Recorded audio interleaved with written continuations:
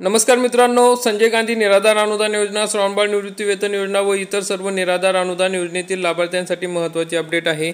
मित्रांनो, संजय गांधी निराधार अनुदान योजना तसेच श्रावणबाळ योजनेतील लाभार्थ्यांना 6,000 रुपये अनुदान कधीपासून मिळणार आहे किंवा किती अनुदान मिळणार आहे त्या संदर्भात माननीय बच्चूभाऊ कडू यांची काल मंत्रालयात बैठक झाली। मग या बैठकीमध्ये अन्नत्याग आंदोलनातील विविध विषयांवर चर्चा करण्यात आली। त्यामध्ये जवळपास 12 मंत्र्यांसोबत बच्चूभाऊ कडू यांची बैठक झाली। 5 तास ही बैठक चालली।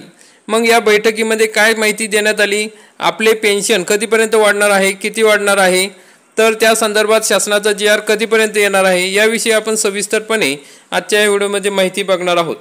मित्रांनो, अन्नत्याग आंदोलनाच्या मागण्यांवर 12 मंत्र्यांसोबत 3 जुलै रोजी बच्चूभाऊ कडू यांची 5 तास मीटिंग झाली। त्यामध्ये निराधारांना म्हणजेच दिव्यांग, विधवा महिला यांना 6,000 रुपये पेन्शन वाढायच्या संदर्भात चर्चा करण्यात आली। मग अधिवेशनात हा विषय ठेवला जाणार आहे असे सांगण्यात आले। अधिवेशनामध्ये हा प्रस्ताव मांडला जाईल की किती वाढ करायची आहे आणि केव्हापासून हे पैसे द्यायचे आहे। त्यासाठी बच्चूभाऊ कडू यांना सांगण्यात आले की या बजेट सत्रामध्ये 3,500 कोटी रुपयाची तरतूद ही दिव्यांग आणि विधवा महिला म्हणजेच निराधार बांधवांच्या वाढीव पेन्शनसाठी केलेली आहे असं त्यांनी सांगितलेलं आहे। आणि अधिवेशन संपायच्या आत हा निर्णय घेतला जाणार आहे। म्हणजे अधिवेशन हे 18 जुलै रोजी संपणार आहे। म्हणजे 18 जुलैच्या आत हा निर्णय घेतला जाणार आहे। पुढील आठवड्यामध्ये हा प्रस्ताव दिव्यांग बांधव तसेच विधवा महिलांचा पेन्शन वाढवण्यासंदर्भातला पुढील आठवड्यामध्ये हा प्रस्ताव मांडला जाणार आहे। कारण की त्याच्यानंतर एकच आठवडा राहतो आणि त्या आठवड्याच्या आत या ठिकाणी दिव्यांग बांधव आणि निराधारांच्या पेन्शन वाढीसाठी निर्णय घेणे गरजेचे आहे। म्हणजे पुढील आठवड्यात आपल्याला कळेल की त्या ठिकाणी किती पेन्शन वाढ हवी। मग मित्रांनो, जवळपास बच्चूभाऊंनी सांगितल्याप्रमाणे 4,000 रुपये पेन्शनच्या खाली या ठिकाणी आम्ही येणार नाही। जर 4,000 पेन्शनपेक्षा कमी केली तर आम्ही त्या ठिकाणी आंदोलन चालूच ठेवणार आहे असेही बच्चू कडूंनी त्या ठिकाणी सांगण्यात आलेले आहे। मग मित्रांनो, आणखी एक महत्त्वाचा निर्णय म्हणजे बच्चूभाऊ कडू यांचे रायगड या ठिकाणी अन्नत्याग आणि रक्तदान शिबिर या ठिकाणी 3 दिवसाचे आंदोलन झाले होते।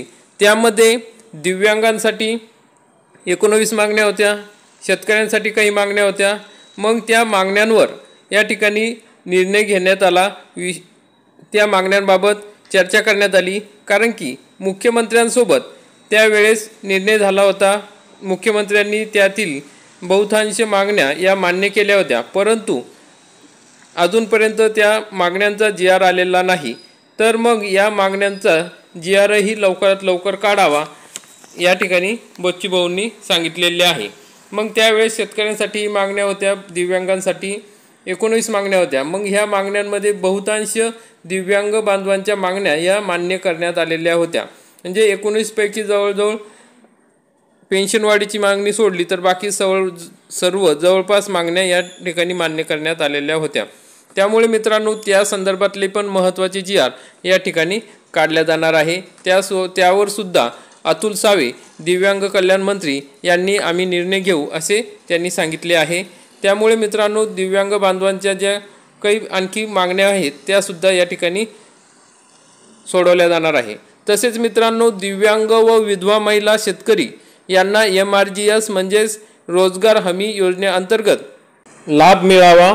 म्हणजेच पेरणी ते कापणीपर्यंत सर्व कामे MRGS किंवा राज्याच्या रोजगार हमी योजनेच्या अंतर्गत करण्यात यावे। मग हा विषय सुद्धा अधिवेशनात घेतला जाणार आहे। आणखी दिव्यांग बांधवांच्या ज्या काही योजना आहे, अंत्योदय योजना, 5% निधी योजना, दिव्यांग बांधवांच्या 6,000 रुपये मानधन, हे जे काही निर्णय आहेत त्या संदर्भात सर्व मंत्र्यांनी हो म्हटलेलं आहे। मग आता त्यांनी आश्वासन दिलेलं आहे, आम्ही करू असे म्हटलेले आहे, वाढ करू आणि इतर सर्व मागण्या मान्य करू असे हो म्हटले आहे। परंतु जोपर्यंत कागदावर येत नाही तोपर्यंत हे आंदोलन सुरूच राहणार आहे। जोपर्यंत GR काढला जाणार नाही तोपर्यंत हे आंदोलन सुरू राहणार आहे। मीटिंग घेऊन या ठिकाणी जसे आश्वासित केले त्याचप्रमाणे आता लवकरात लवकर सरकारने GR काढावा असे या ठिकाणी बच्चूभाऊ कडू यांनी सर्व मंत्र्यांना सांगितलेले आहे। जोपर्यंत शासन निर्णय होत नाही तोपर्यंत आंदोलन चालूच राहणार आहे, असेही बच्चूभाऊ कडू यांनी सांगितलेले आहे। आणि 7 जुलैपासून 7-12 कोरा 138 किलोमीटरचा हा जो प्रवास आहे, आंदोलन आहे, हे आंदोलन केले जाणार आहे, त्याच्यावर बच्चूभाऊ ठाम आहेत। तर मित्रांनो, अशा पद्धतीने या ठिकाणी विषय कालच्या बैठकीत घेण्यात आले, अनेक विषय या ठिकाणी घेतले गेले, अनेक चांगले आणि सकारात्मक निर्णय झालेले आहे।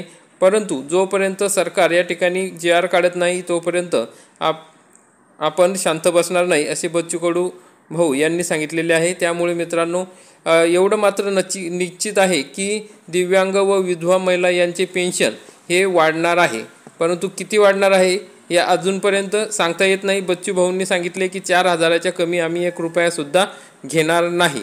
तर त्याप्रमाणे जर आपण धरून चालले तर शासन आपल्याला 4,000 रुपये मानधन या ठिकाणी देऊ शकते। तर मित्रांनो, आपले 4,000 रुपये तरी मानधन व्हावे ही सर्वांची अपेक्षा आहे। तर बघूया आता शासन अधिवेशनात पुढील आठवड्यात कोणता निर्णय घेते आणि त्या संदर्भात लवकरच या ठिकाणी विषय मांडला जाणार आहे। तर मित्रांनो, उद्या बच्चूभाऊ कडू यांचा वाढदिवस आहे। बच्चूभाऊ कडू यांना वाढदिवसाच्या खूप खूप लाख शुभेच्छा।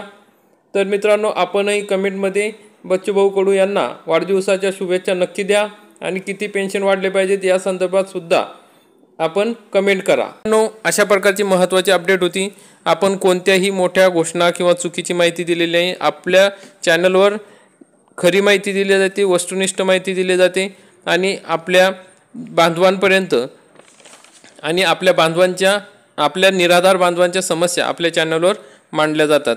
तरी मित्रांनो, आपल्या चॅनलला सबस्क्राईब करून ठेवा, बेल आयकॉनला क्लिक करून ठेवा, म्हणजे तुम्हाला खरी आणि वस्तुनिष्ठ माहिती ही वेळेवर आणि योग्य प्रकारे मिळेल।